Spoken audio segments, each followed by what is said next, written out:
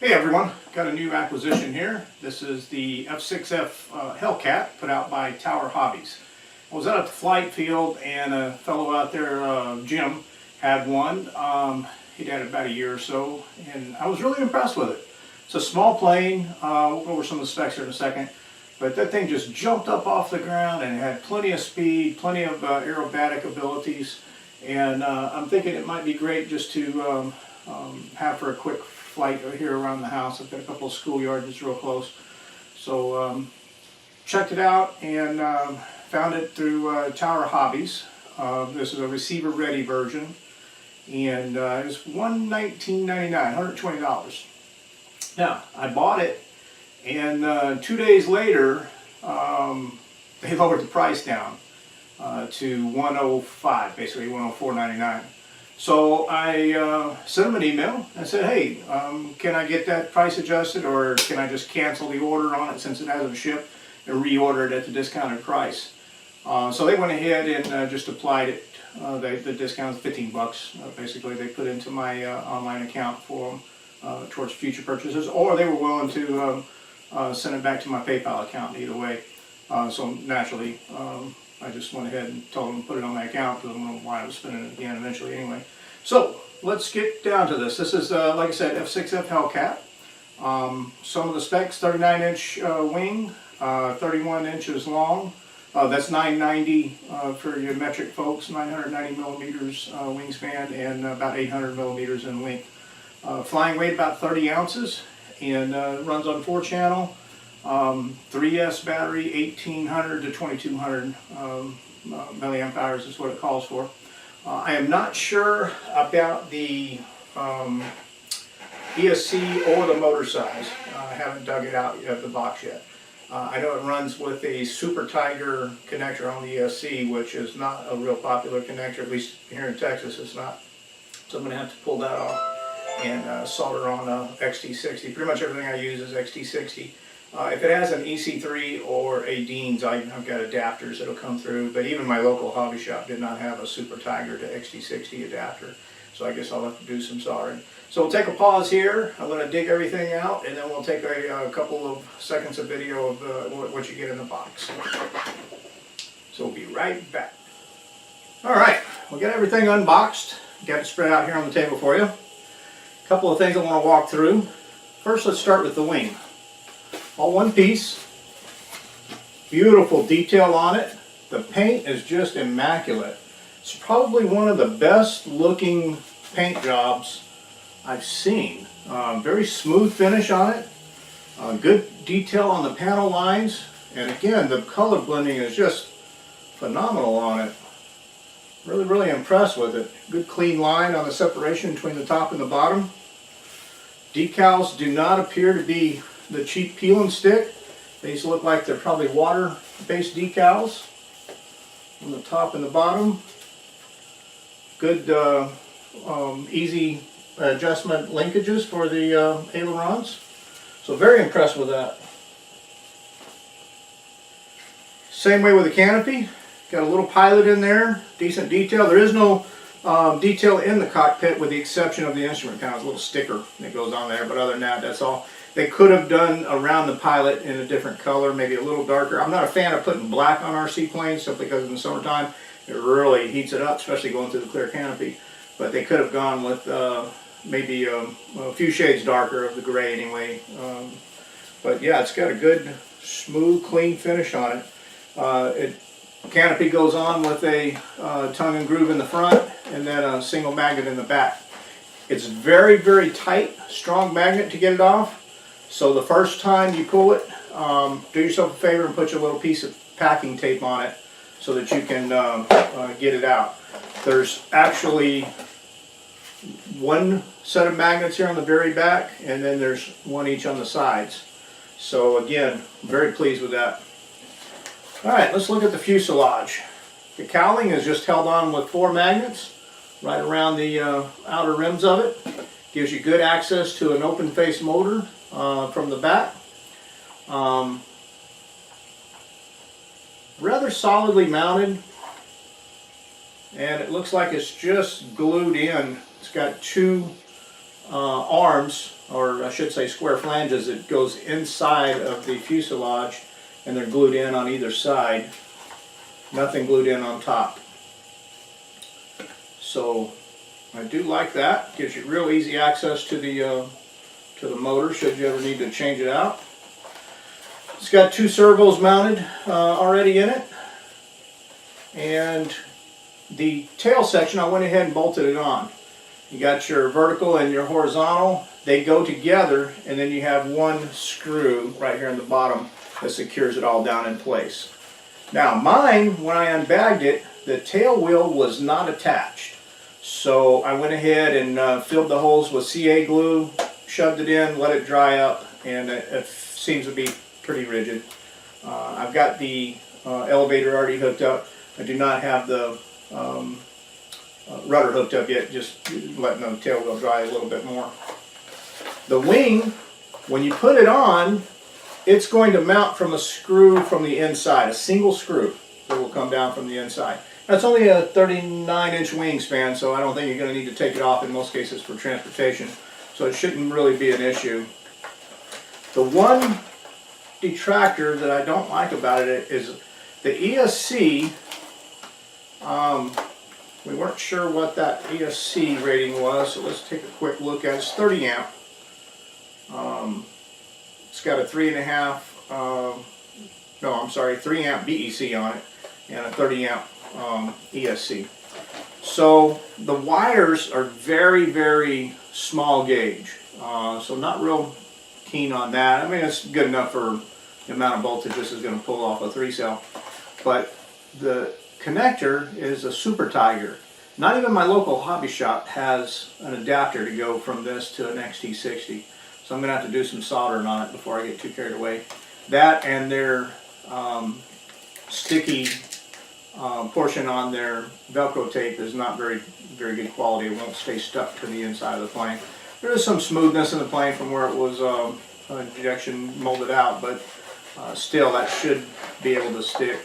So I'll wind up just putting a little couple dollops of hot glue in it and put it in there once I've got the ESC problem straightened out.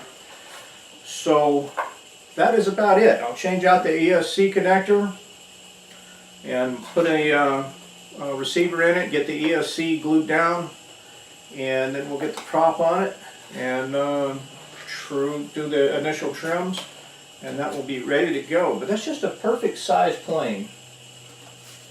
I'm just going to set it up there. I can't mate it up good because I don't have the wire fished through. But there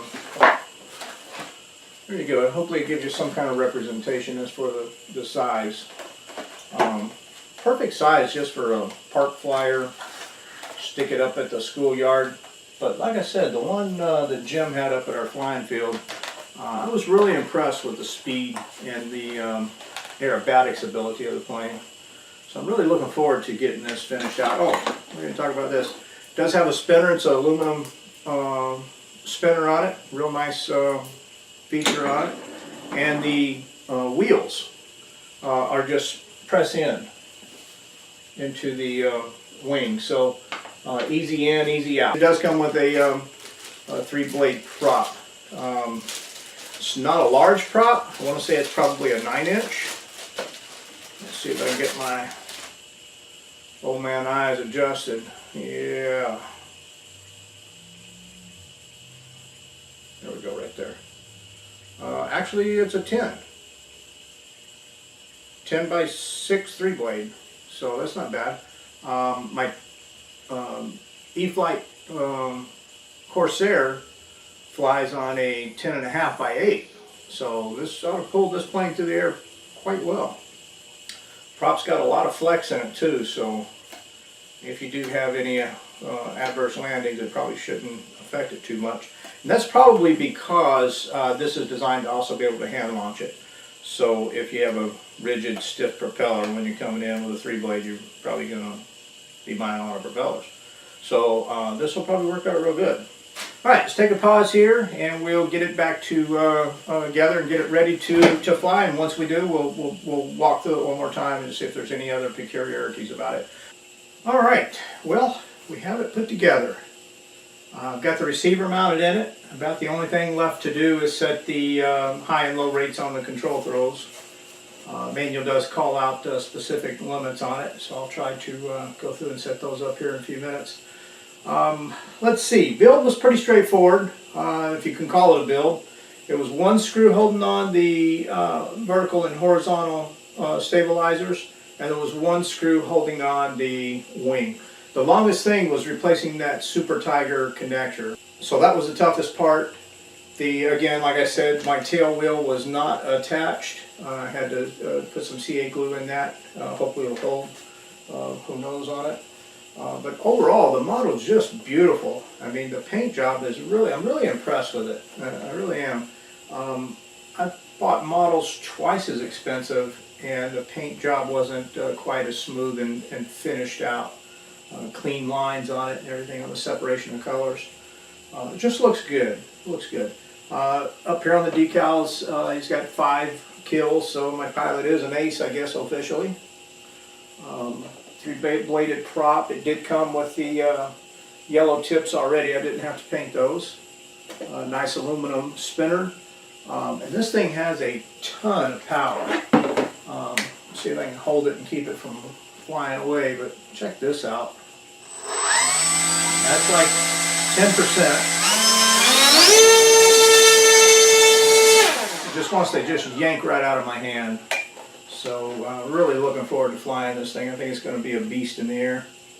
I saw Jim flying his. I don't know what kind of rates he had plugged in, and I didn't pay attention how fast he had it going. The one thing that was a little weird was, I had to refer to the manual actually, is I could not get the motor to sync up. Once I bound my receiver, I'm running a little Spectrum 4-channel, a little AR400. As soon as I bound it up, I had control surfaces on my ailerons, my rudder, and my elevator. What I didn't have was a motor. I couldn't get the motor to sync up. I thought, well, maybe when I was soldering on the XT60 on the ESC, maybe I might have pulled off the throttle wire or something. So I looked at that, everything looked fine. I referred back to the manual, dug it out and read through it, and this one has a weird binding. All the models I've ever had, which I've only had maybe 25 or 35, somewhere around there, I've never had one have to be armed this way. You actually have to take your transmitter, when you first hook your battery up to it. This is all the time. This isn't just during the bind sequence. This is anytime you want to use this model. Turn your receiver on, or your transmitter on. Plug your battery in. It'll beep one time. You'll advance your throttle halfway, quarter way, somewhere around there. Just got to advance it up a little bit. You'll hear another beep, and then you'll lower the throttle all the way, and you'll hear your final beep. At that point, it's armed. It's basically like a quad. You know how you move your sticks to the bottom left or to the far sides or something like that. This you got to actually arm as well, so that way you can't accidentally hit that. Now, I don't know if there's a way to override that, because I'm not digging it. I put a kill switch on every single one of my models, always the same spot. It's switch number H right here on my Spectrum. It's because when I'm a thumb flyer, so as I'm holding my radio, I don't know if you can see that too far away or not, but my index finger is right here. So when I'm ready to kill, I just flip that finger up, and without even taking my hands off the radio. And you can see I've got no throttle whatsoever. Turn it back on, and get throttle. Flip my switch, and it automatically kills the throttle. So I don't need that arming feature. I guess that would be good if you've got a non-computer programmable radio to have that safety feature. But as long as you got a programmable radio, there's really no need at all for that. So if I can't figure out how to disable it, then I'm probably going to just swap out the ESC. I got 5 or 6 of them sitting around here. So I'll just change that. It's just a standard 30 amp in there. Lots of room inside the bay. See if I can hold this up and bring it over to the camera where you can see. This calls for the battery to be all the way forward, so we can get a good shot in there. Tons of space. Wound up gluing the Velcro strip over here against the side firewall. I don't know if you can get a shot of that in there. Right over in here. Typically on these smooth surfaced planes, what I've noticed is I've got to run just a little bit of hot glue on the adhesive portion of the Velcro and just stick it down. So I did that with the Velcro that hold the battery, and I'm going to have to do something there. I'm not real keen. There's no battery strap in this, so I mean it's probably not going anywhere, but it can have some movement in it, which isn't going to really affect anything. But I've only got it holding on by just a half-inch strip of Velcro on this particular battery. So I'd have to add more Velcro to my batteries on this thing to feel comfortable with it. Then I put the receiver right here with just some double-sided foam tape. And again, I did put a little, just one little dollop of hot glue. Kind of tape down my wires, tied them up, tape them down a little bit just so it kind of cleans it up a little bit. And there's our XT60 we soldered on there. Now, let me get the canopy.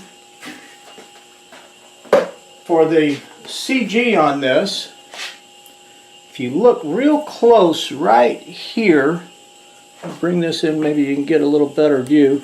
There's a little oblong patch on that. Hopefully that's in focus. I can't see too good, but yeah, it looks like it is. Right here's an oblong. That's your forward limit and rearward limit on your balance point. So that's pretty good. If you just want to get it kind of centered up, just put your finger right in between them. So let's check the CG on it now. With everything set up and ready to go, and see where we come out at. And we're a little bit nose heavy. So let's go to the forward edge. This is the forward edge of the CG point, and she becomes almost neutral. A touch tail heavy right there. So that's going to give it a lot more aerodynamic maneuverability. We move to the very center. Now we're in the very midway part, and that's pretty neutral balance right there. And go to the rearward portion. Now she's definitely nose heavy. So I think that's a real touchy, that's not a lot of space in there to have such a variance. We're talking a 1/4 inch movement to get such a cant.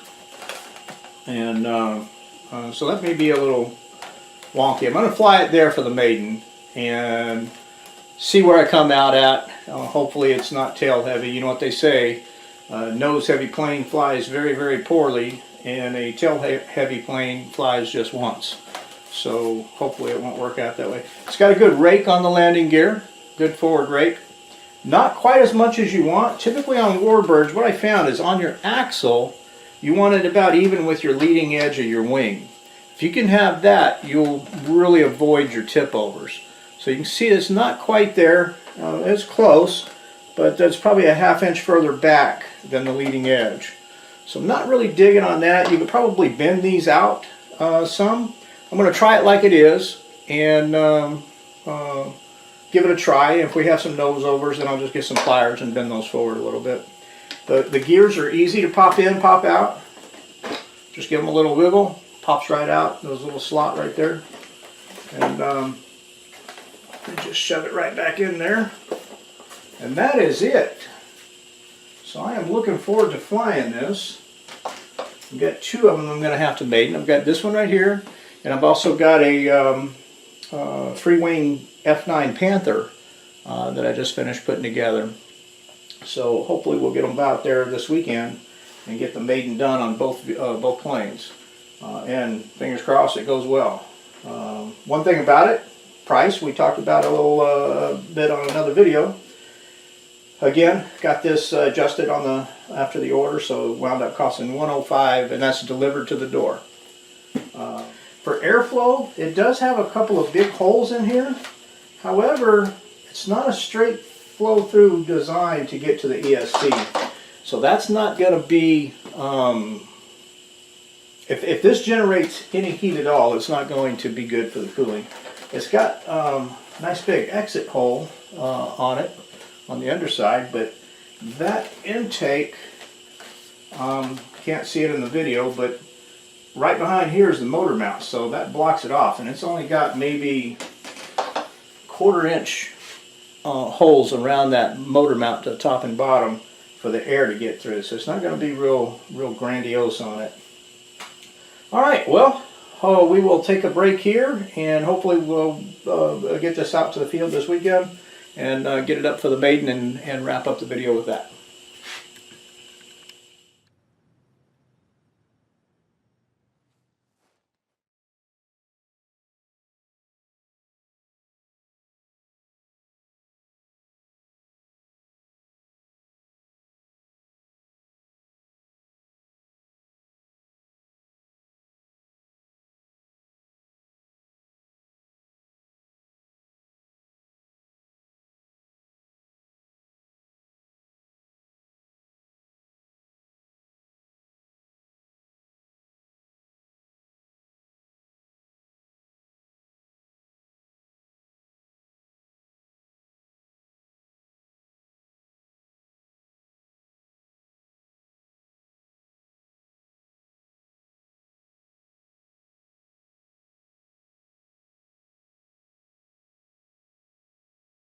Alright, out here at the flight line, winds are out of the north at about 4 miles an hour right now.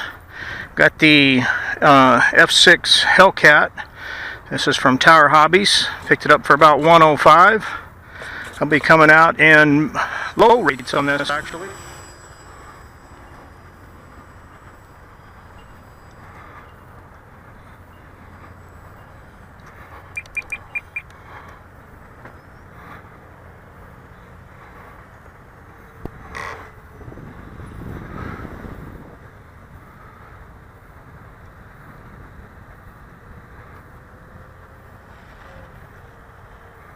Well, this is not flying good at all. We're gonna see if we can get this down. Alright, this is severely out of trim. We're gonna try to just get this thing down onto the ground.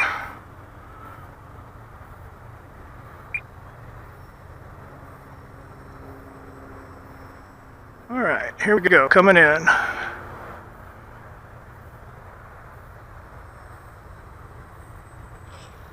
Wow, that was all I could do to get that thing on the ground, guys. That was way out of trim. So, not a good experience with that first maiden flight. I'm gonna have to take this back to the drawing board and check it out. The only thing I did to this was bend the wheels forward so that the axle is more lined up with the leading edge of the wing, and this right here is your forward and aft center of gravity point. So if we get this right on the forward, that's on the leading edge right there, and it's showing to be just slightly nose heavy, might even be closer to neutral. Now this is on the rearward edge, way nose heavy, and anywhere in the middle is of course nose heavy. So we need to adjust some trim on this thing pretty badly. Alright, thanks for watching. We'll take this out and figure it out.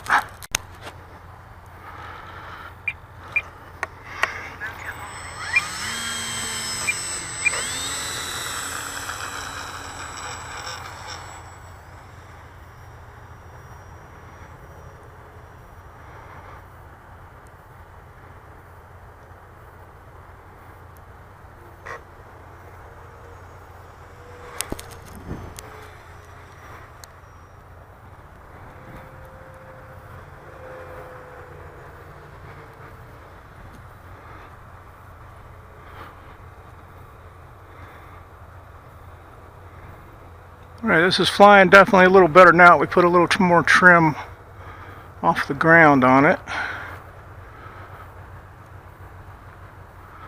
It's getting a little too dark to keep the orientation though.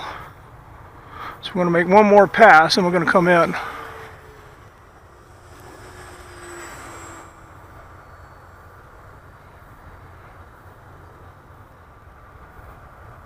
Let's try to set her down again.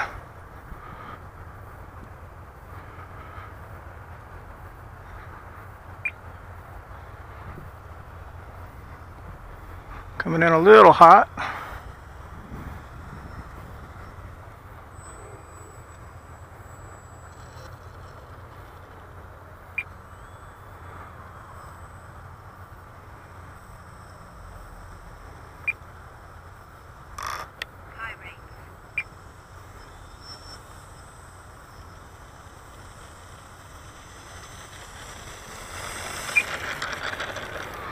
Alright, maiden flight of this after the trim went in, so it did okay.